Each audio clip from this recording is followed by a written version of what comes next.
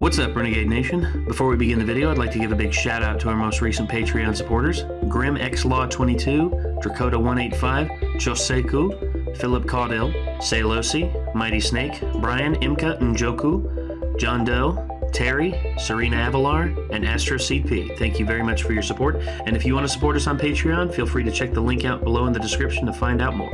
Thanks again.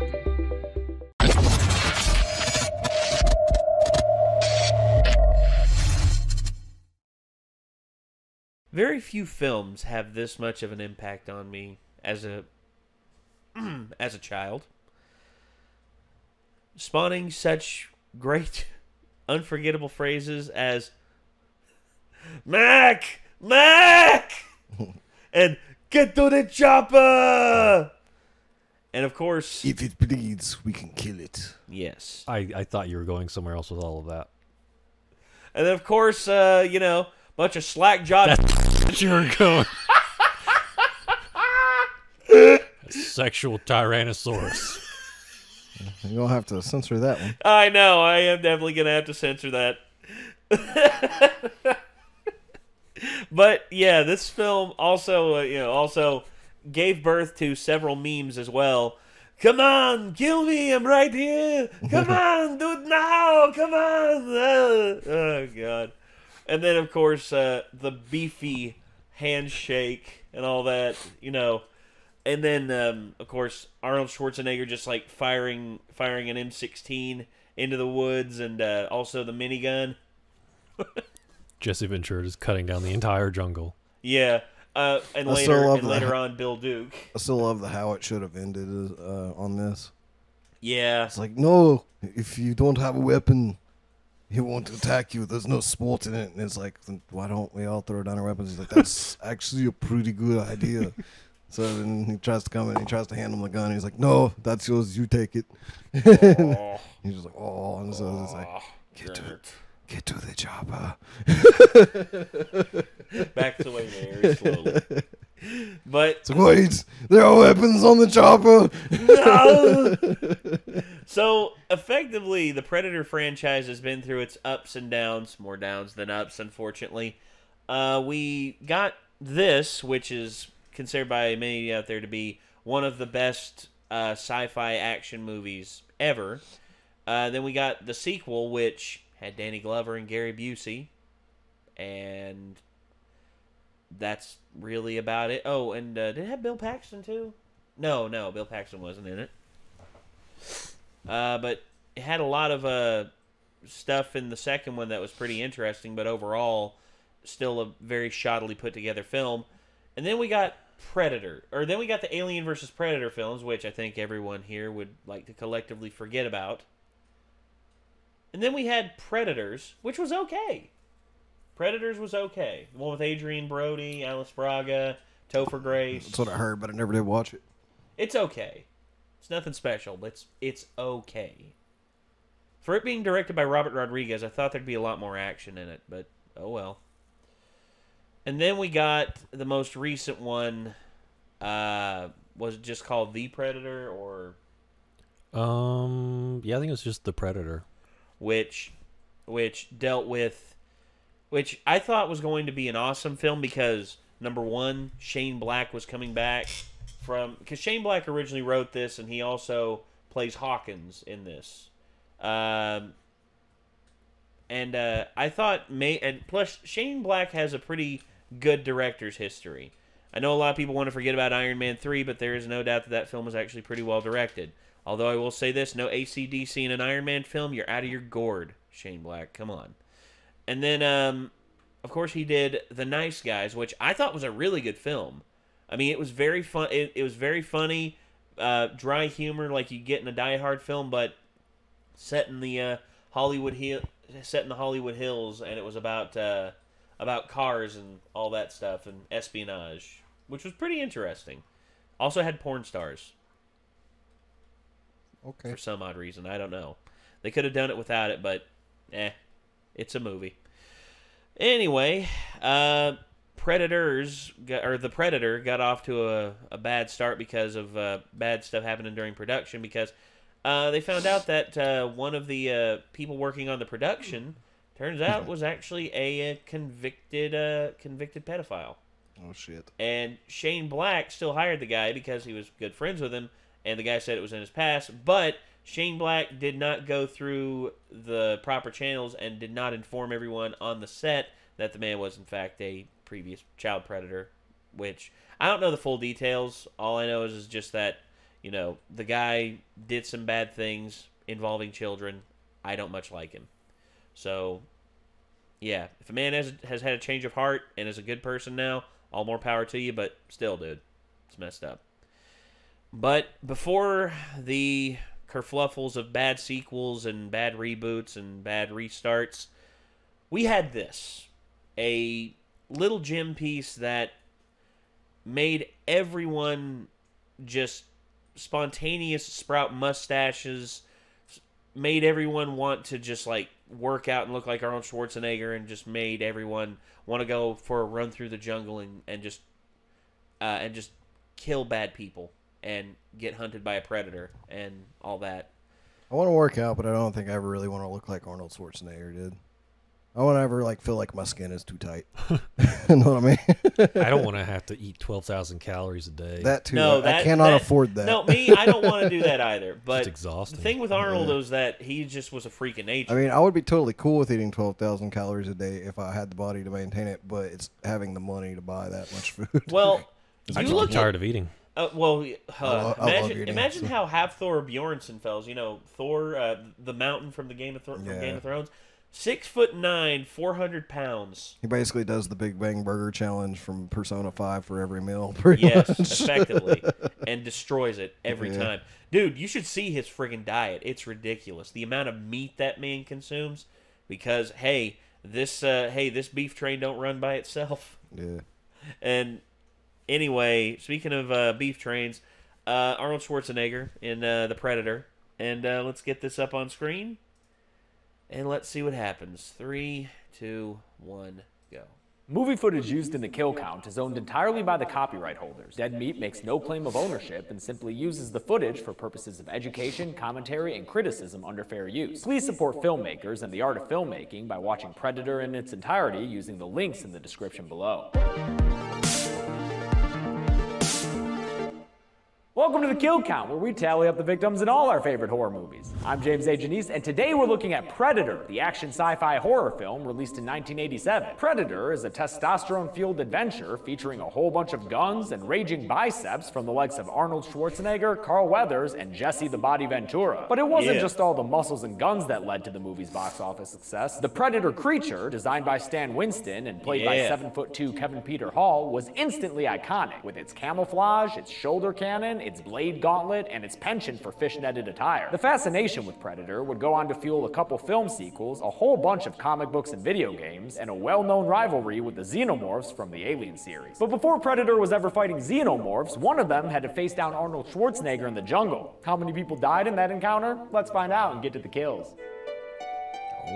Alrighty, here we go. The movie begins with a spaceship that does a flyby crop dusting near the Earth, dropping off a little Predator package that hurls down through the atmosphere. As we'll come to learn, it lands in the Central American jungle near where this helicopter is touching down to unload over half a ton of manliness. Last off the chopper is Major Alan Dutch Schaefer, played by future governor of My Fair State, Arnold Schwarzenegger. Dutch is there to meet with this guy, Major General Phillips, and his fellow bicep support system, Dylan, played by Carl Weathers. You son of a bitch.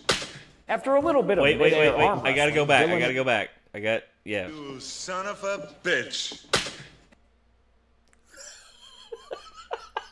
That's a the big meme. arm. That's okay.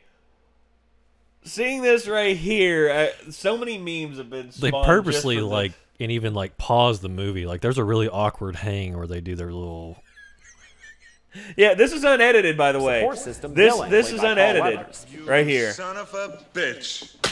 After a little bit Yeah, of it actually goes a little bit longer. It stays on like Arnold's beefy arm for like a extended period of time, and then it just shows him just like very slowly getting the edge over Carl Weathers, and just like, With damn. both of them obviously flexing as hard as they can. I mean, how else do you expect a harem anime to start out?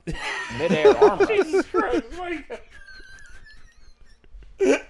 Jesus, dude, come on. Dylan and Phillips tell Dutch that they need him and his men to go into the jungle on a mission. Dutch agrees, as long as it's not a murder mission. We're a rescue team, not assassins. Those sidelong glances between Dylan and Phillips are pretty suspicious, but they assure Dutch the mission is only to rescue a government cabinet minister whose helicopter recently crashed on the wrong side of the border. Now, the movie never specifies the countries involved here, but apparently they're being briefed in Guatemala for a mission into the fictional country of Valverde, so the more you know. A pair of helicopters blare some Little Richard as Dutch's boys are introduced.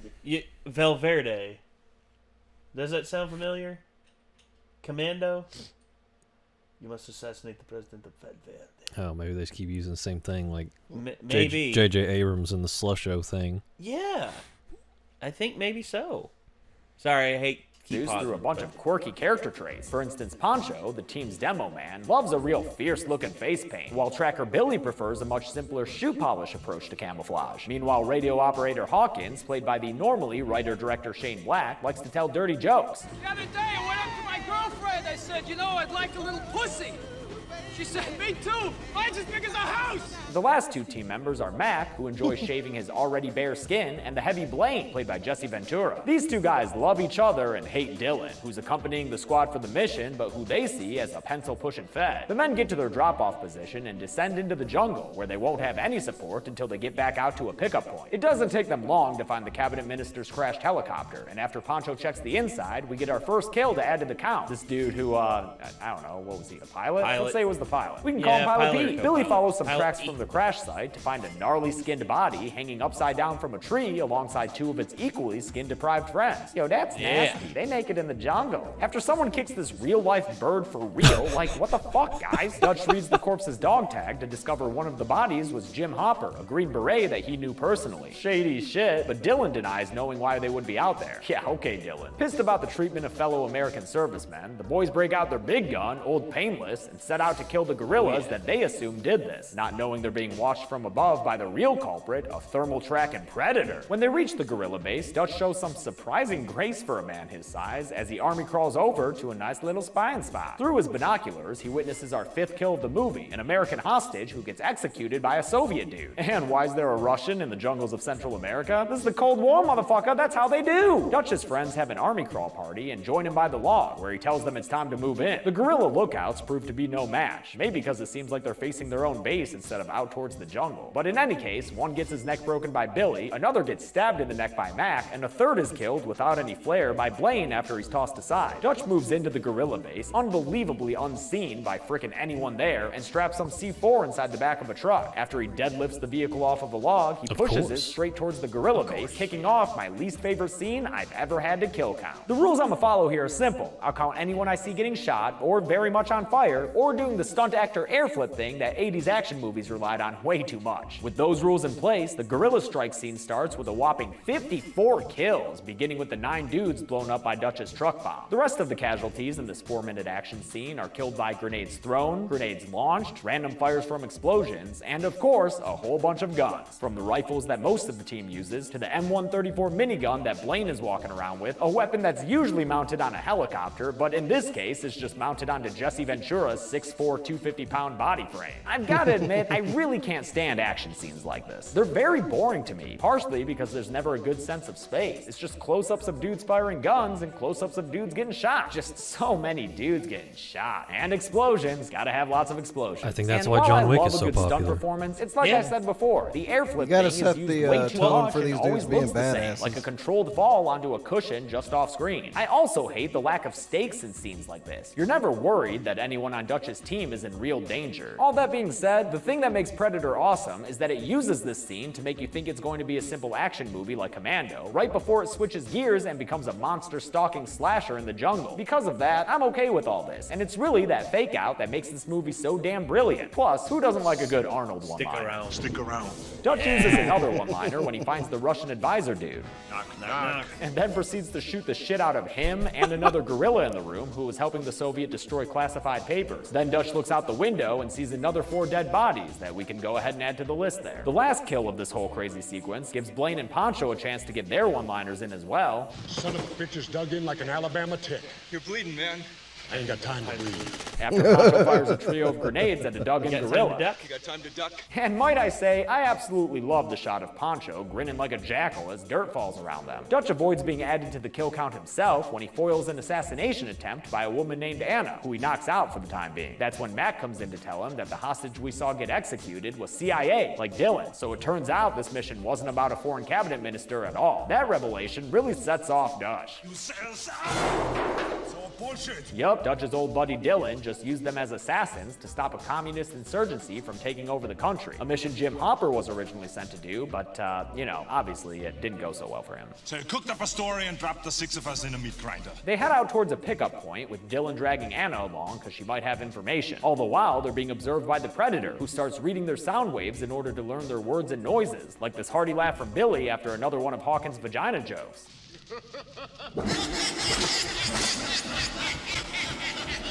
Their path to the pickup point for the chopper takes them through a deep, lush valley that leaves them soaked in sweat. That's what Hawkins said. As they get deeper, Tracker Billy gets real spooked, but can't exactly say why. He stares at the trees and sees nothing, but correctly senses that something is out there. Anna takes advantage of the distraction to blindside Poncho and make a run for freedom. Hawkins manages to catch up and stop her, but as he's kindly asking her at gunpoint to stop making noise, the Predator comes out of nowhere in its crazy camouflage and kills him with a slash, then grabs his corpse with a cloaked hand and drags it away through the jungle. Shortly after, Poncho and Dutch find what remains of Hawkins, and it's not a lot. Nothing worth sending back home anyway. Anna tells them in Spanish that the jungle came alive and took Hawkins, which, like, dude, I believe. There is no better place to get yourself killed than walking around in deep jungle. You ever see Planet Earth? That shit's crazy. There are snakes everywhere, and even worse, friggin' predators, which Blaine discovers firsthand when a plasma blast hits him in the back and blows a hole straight through it. What does that make him now? Jesse Nobody Ventura? Mac runs to his best bro's side and sees the shimmering Predator standing there, eyes all a-glowing. Well, I tell you what, one look at that and I'ma fire my gun, which Mac starts doing immediately, managing to hit the Predator and cause some glow stick blood to leak out onto a leaf. Then there's what feels like 10 minutes of everybody just lining up and firing their weapons at trees. Yep, just a lot of gunfire. Oh, what, Dylan, you didn't get the memo? Better catch up with all that gunfiring, mister. And sure, launch a few nades while we're at it. Whatever keeps the party going. When the guys are all done, they've wrecked this rainforest like the humans in Fern Gully, but it doesn't look like they hid anything at all, since there's no body in sight, except for Blaine's. His body's still there. Sorry, Mac Attack. Anna grabs some of Predator's blood for a glow-in-the-dark finger painting project she's been working on, and then they all booby-trap the shit out of a defensive position with flares and claymores. Even with all that in place, Billy's still got the heebie-jeebies. There's something out there waiting for us,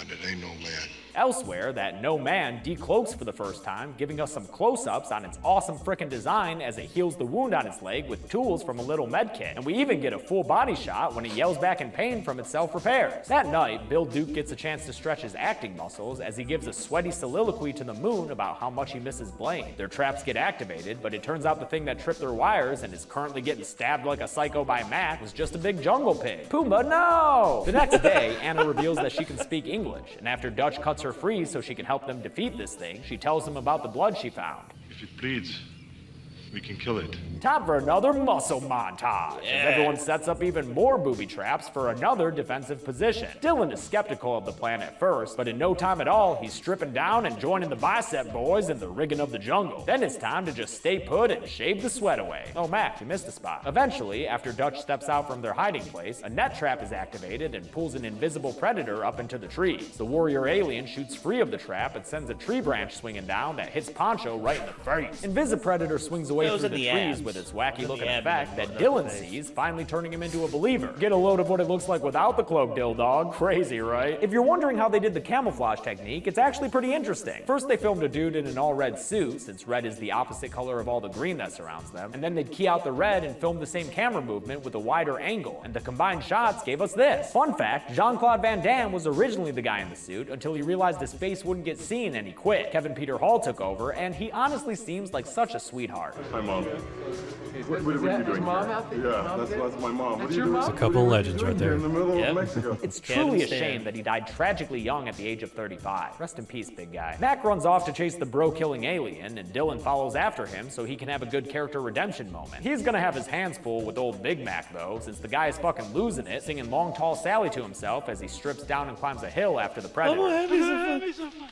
I'm gonna have me some fun. I'm gonna have me some fun. I'm gonna have me some fun.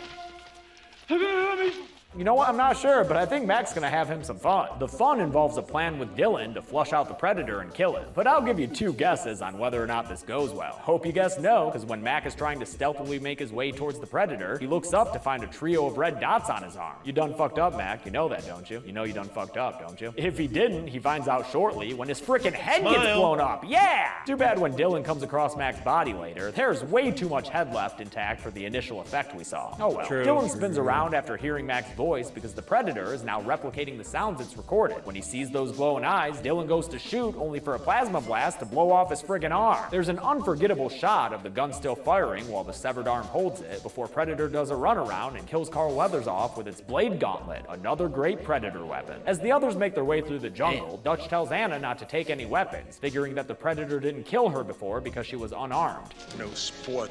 As they cross a log bridge, Billy stops and turns back, determined to face the Predator head on, with no gun, no shirt, and only the service of this big ol' hunting knife. But it turns out Predator's not interested in a drawn-out fight just yet, because the remaining survivors hear Billy scream behind them, giving him an unfortunate off-screen death, though we will see a body a bit later. But for now, we've got to add my boy Poncho to the list, because Predator appears in a tree next to them and fires a plasma shot straight into the side of Poncho's head, putting him down for the count. Another plasma blast hits Dutch right in the rifle, and from the ground he yells out his iconic catchphrase to Anna. Get to the chopper! Yeah, Anna, go on and get to the chopper! Dutch runs through the jungle with the Predator literally hot on his trail until he slips and slides down a little bank, straight off a cliff, where a weirdly blurry, zoomed in or something shot follows a likely stunt double as he falls into the water below. But Dutch isn't done falling just yet. He floats down the river and over a frickin' waterfall. That's right, this dude just went over a waterfall without even a barrel to ride in. Awesome. He swims ashore, straight into a muddy bank, and after the Predator drops into the river behind him, Dutch makes a real mess as he crawls to get away. But it's a good thing he did, because after Predator's cloak short circuits from the water and he leaves the lake to look for his muscly foe, he's unable to detect him, even when he's looking right at him, because that mud is not only exfoliating the shit out of Dutch's skin, it's also hiding his heat patterns from the Predator's thermal vision. So Predator just skips away angrily.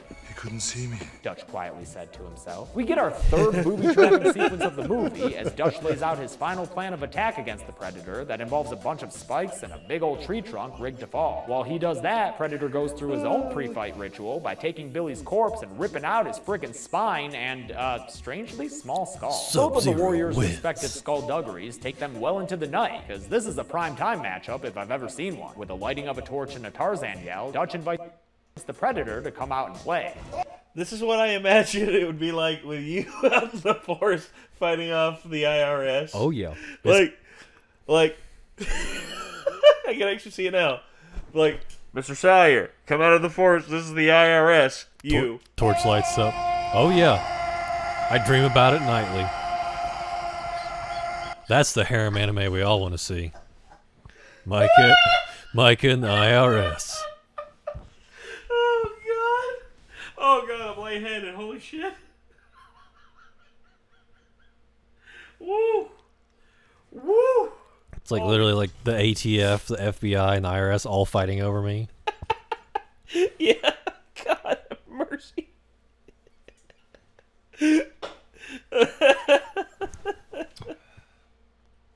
Christ.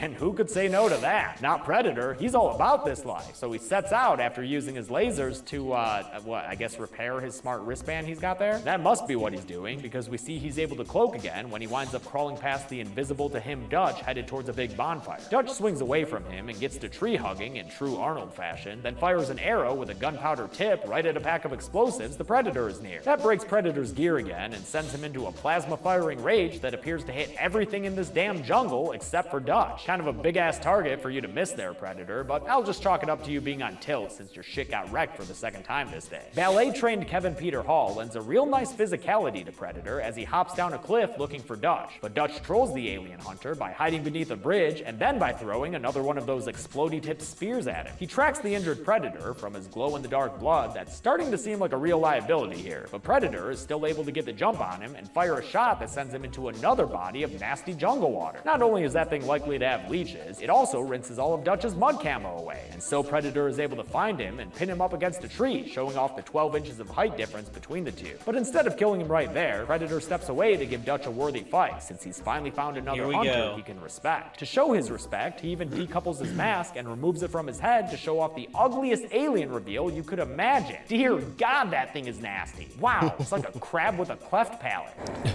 One ugly motherfucker. Dude, right? But maybe don't say that to his face. Predator spreads his arms in a warrior stance, and the match of the century begins, even though it's a bit of a slow one. Oh well, at least you get a blood spit fountain. After a solid bit of getting his ass kicked, Dutch crawls away to his little Dutch ditch where one of his traps is set. But come on, Dutch, Predator is smarter than all that. Even with your very convincing performance of a dude who wants Predator to kill him. Kill me, I'm here! Kill me! Come on, kill me, I'm here!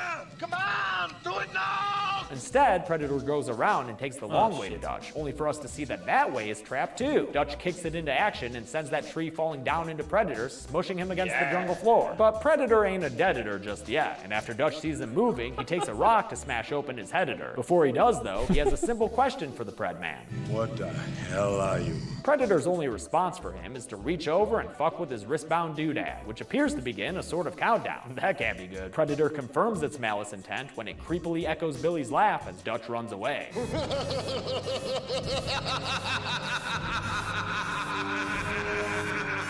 The final kill of the movie comes accompanied by a bunch of wacky special effects as Dutch runs away from the Predator's self-destruction, which results in a frickin' mushroom cloud seen by the rescue chopper flying around nearby. And by the way, Predators go on the count even though Xenomorphs didn't because, I don't know, they're more humanoid?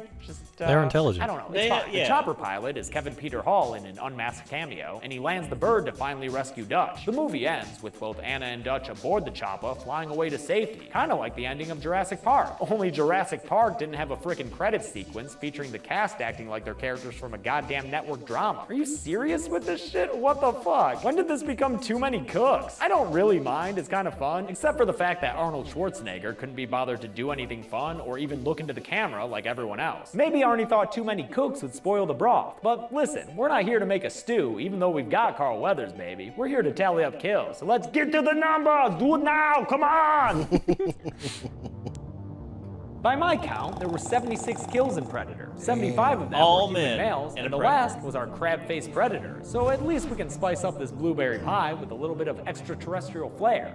With a runtime of 107 minutes, we wound up with a kill on average every 1.41 minutes. I'll give the golden chainsaw for coolest kill to Dylan. The arm getting blown off and continuing to fire the gun is a classic shot, and it's followed up with a nice use of Predator's blades. Good stuff. Dull machete for lamest kill will go to any of the gorillas who were shot, because seriously, it's so boring to just see guys standing there and jerking around as squibs go off on their bodies. And that's it. Predator came out in 1987 and is often cited as one of the best action movies of all time. It was followed by Predator 2, which nobody considers the best of anything, and which I'll be covering next week. Until then, I'm James A. Janice.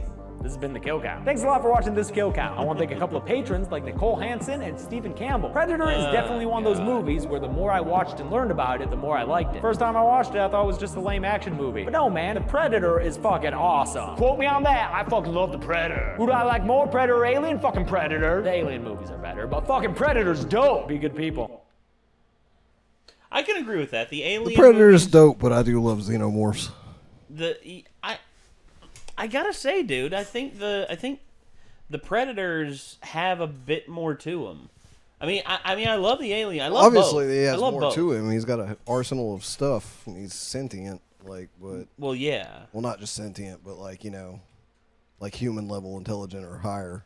Well, I feel like as far as the horror aspect, Alien is pretty terrifying. Oh yeah, they're just a pure instinctual animal. I think Predators are metal, but they're like not power metal, but like they're like heavy metal. They're like Metallica, Black Sabbath, whereas like Xenomorphs are like death metal. Like they're just terrifying, like more metal. Fair enough. Fair enough. I mean, I'm not gonna debate the metallurgic properties of of fictional like monsters, but I will say this: I did enjoy the Predator this movie probably the most out of any of the Predator films. I mean, I think most everybody did. Yeah, and and here's the thing about this film. When you take a genius like Stan Winston and you tell him, hey, create a monster that will be instantly recognized years from now, and is absolutely terrifying. And you get this. Just absolutely knocked it. Well, I mean, that was the thing. Like, Stan Winston basically saved the movie because he was like, the lobster thing's not working. Let me make a monster for you. Yeah. And he kept sort of like a crab aspect to it, but beefed it up and sort of like combined that with a Klingon forehead. And made them like really like almost reptilian looking in some ways, but still humanoid. And it's just like terrifying. making a monster that is also scary to like beefy military dudes. You got to make something really formidable for that, and he pulled it off pretty well. Oh yeah, absolutely. I believe that. It's like beefy military dudes are not going to be scared of much. No, not much. Especially someone like Billy, which I was sad to find out that the guy who played Billy actually died here recently. And he actually got into politics after this and was actually fairly well liked. A lot of people liked him, but yeah. I mean, if you're man enough to fight the Predator with a knife, I mean, hey, you got my vote, pal. You got my vote, pal. Okay, so here's where I actually have an argument for Xenomorph over Predator as well. Predator fought modern armed military dudes and lost. Whereas they were ripping space Marines Xenomorph apart. fought Space Marines and basically killed all of them and only got killed by strong female protagonists, like by basically, the right situation. No. Yes.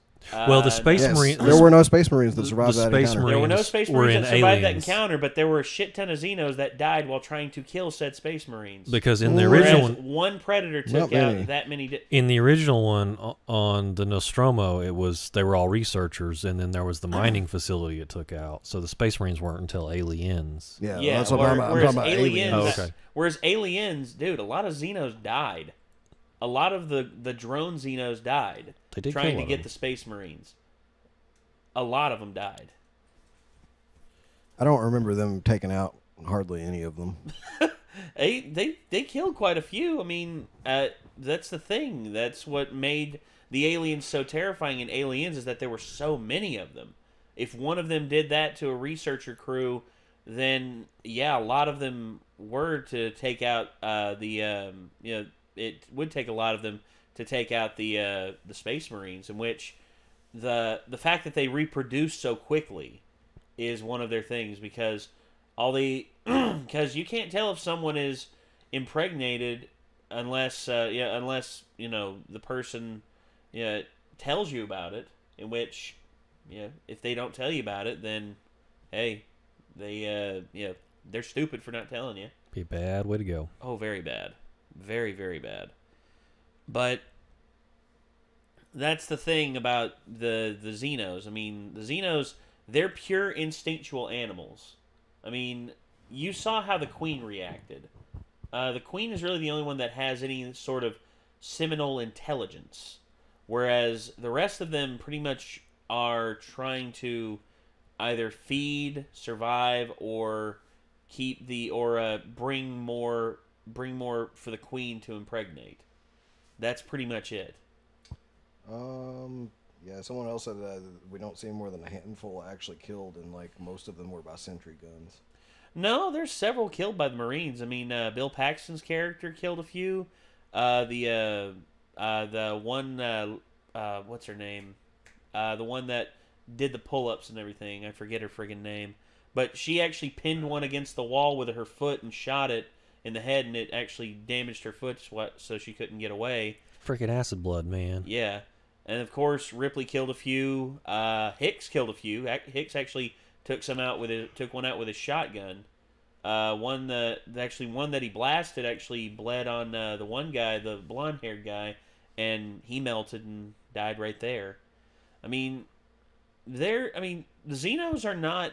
Well, I will say this: if you actually did put them toe to toe, the Xenos would actually probably be one of the tougher adversaries for Predators to take on, because we actually saw in Alien vs. Predator, the first one especially, how three Predators took on an entire colony of Xenos. But again, I don't think most people consider that movie canon. Well, I mean, it's anything with a certain level of, the Predator, however you say it, Yajuta or whatever, however you say it. Yeah. Their society, I mean, even though they're way stronger than we are, they rely a lot on their intelligence, and they sacrifice a lot of strength and agility for dexterity. Yes. So it's like, it'd be like us fighting a mountain lion. It's like a mountain lion, every respect, would kill a human, and yet we built a society where none of us are afraid of mountain lions in our day-to-day life. Well, yeah, it's because we've effectively come to environments where that is not a factor anymore. That being We said, surround ourselves with stuff. if mountain lions could reproduce as fast as xenomorphs and had a hive mind and weren't afraid of, fire or anything, then we might be in trouble. Yeah. So I guess that argument was kind of stupid, so I rescind everything I just said. No. I just like the Predator better for reasons. That's fine. I mean, personally, I like both. I like both of them, and I'm not gonna play like selective, like who's the better killer, because Where's that death battle? well, yeah, where is that death battle? Get on that Screw Attack, or I'm sorry, Screw Attack doesn't exist anymore. Get on that death battle. Yeah, Screw Attack went under, and they're just continuing on as death battle, which stupid to me, but business decisions, I guess. All right, well, anyway, this is an interesting one, and I mean, we're doing the Final Destination kill counts, which we're taking a little bit of a we're going to be taking a little bit of a break between 4 and 5 because I really want Nick to see the 5th one, and we're probably going to record a reaction to that one. But as for the Predator films, I mean, if y'all want us to keep doing the kill counts of these Predator films, I mean, let us know, because I know Micah wouldn't care to do them, because more Predator stuff, the better, right? I mean, Predator's the best. I mean, I still enjoy 2, though. I mean, I think it's pretty interesting. 2 has its enjoyable moments. It's a lot like Conan the Destroyer. Mm-hmm. Oh, I mean, a nowhere near as good of a film as the first one, but still enjoyable. Mm-hmm. And I thought Predators was going to have some really cool throwback stuff, and then they just, completely, kind of trivialized the original Predator and replaced him with super catfish monsters. Yeah, I didn't like that. I did not like that at all. It was sad. Very sad. But what are you going to do, man? Hey, just know that they're no longer canon. Instead, they actually went back to the original canon that they had for Predators and everything. Well, see, but in The Predator, they did the same thing. It's like, they had a great thing, and they're like, no, they, modify themselves now. So we have this weird, Jake-legged super Predator again, so. Yeah. Truth is, I would like for them to go back to... it's a lot like how they did with the more recent Halloween movie. A lot of people said, "Oh, it's too similar to the original." That's why it was good. That's exactly. And here's the thing: they're not trying to reinvent the wheel. They're not trying to do anything different. They're trying to continue the story logically. Yep. Continue the original canon. Yes, exactly. Without it being too absurd. That had one of my favorite kind of horror movie moments in it, where they did the reversal thing, where he looks and she's gone, and it's just yeah. Oh, hello. That's what it feels like. Yeah. Well, the ending of the original Halloween to this day still gets me, because actually, you should hear the audience reaction to it.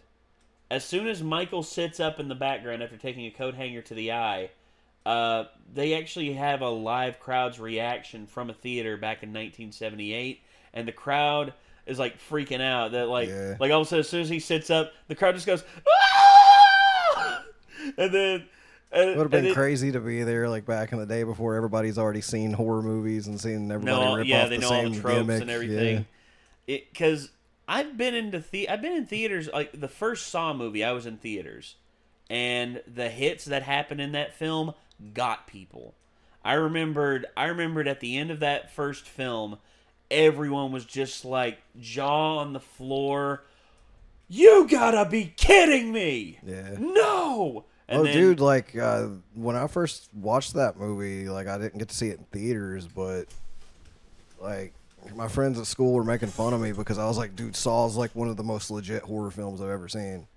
And, like, they're like, yeah, I'm sure. Like, look at the Rotten Tomatoes scores. And I'm like, dude, critics are stupid. And, like, they are stupid. I maintain that to this day. My friend was making fun of me because the Rotten Tomatoes says it's shit. And I'm like, well, Rotten Tomatoes shit. So, How do critics get and keep jobs? I don't know. Because, dude, So I guess there's too many people that trust them. Well, if there's anything Film that I've snobs. seen, dude, it's that these companies are looking for someone who they can profit off of in some way. Whereas I'm seeing sort of a mass exodus from certain magazines because, for instance, there was a magazine that, or there was an online blog site that was stated to be worth well over, I think it was $200 million in terms of its overall revenue that it brought in and everything from advertisements and investors and everything.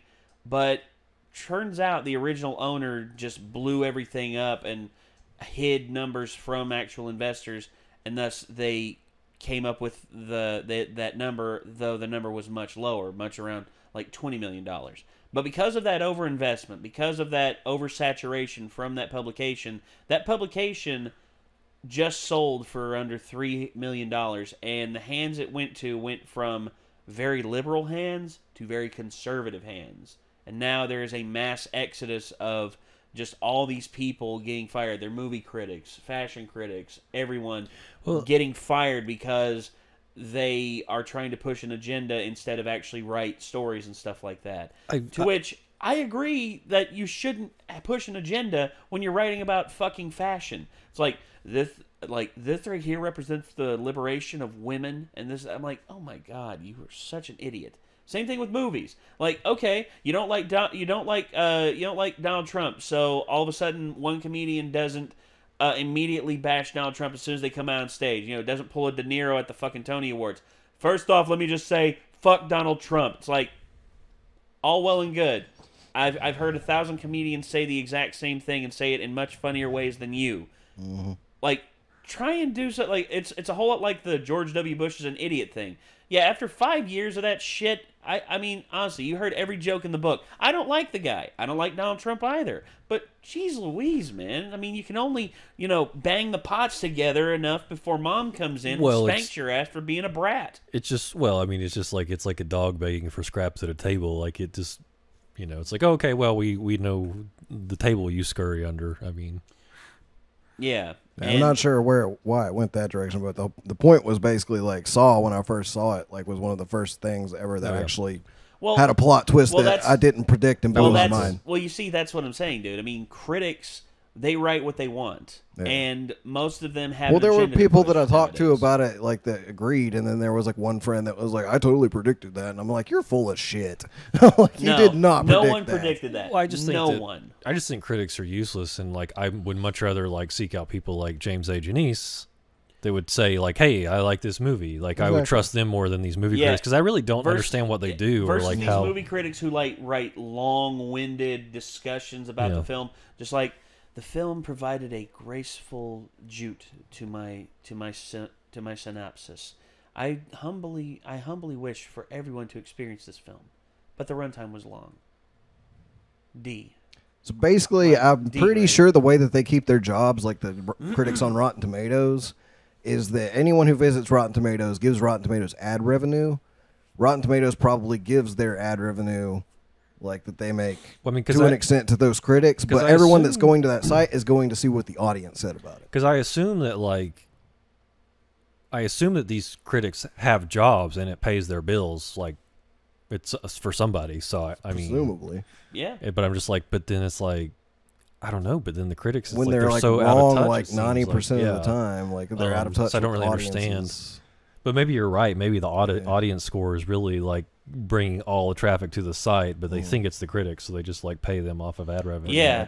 Truth is, hey, just pay the audience, pay the audience scores. Yeah, because people like James A. Janice, Chris Stuckman, Jeremy Johns, all of them who do this independently and just say what they feel instead of trying to wrap it up in a package to where everyone will see it like I want this to be all about me. It's like, dude, that's not what this is about. It's about you writing a review about a film. I mean, Roger Ebert didn't get over as a critic and wasn't the most famous critic in the world because he wrote these long diatribes about how Star Wars was a study into the future of filmmaking. This, that. No, he was just like, it's a good flick.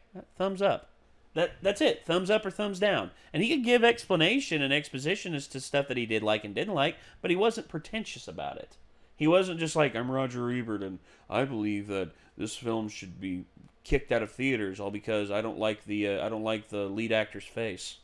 Like, well, I mean, you touched on it earlier. I do think it's like a almost like everybody's got an agenda they're trying to inject into it. So it's like if it doesn't fit their agenda, then they have to like trash it. Yeah, Dave Chappelle's new comedy specials, a big proponent of that. Yeah. Audience score in the 90s. How do you feel now? Jesus. Idiots all around. Anyway, ladies and gentlemen, we're going to have to crack on and get out of this. We hope that you enjoyed this. This was a Predator, the 1987 Predator, kill count. And we hope that we will see you all in the next video. If you want to check out the original, link to the original videos in the description. Check out James's channel, Dead Meat. And support them because, hey, they deserve it all, man, because they do some awesome stuff. And until next time, signing off, I'm Nate. Micah. Nick. We will see you in the next one. Peace out.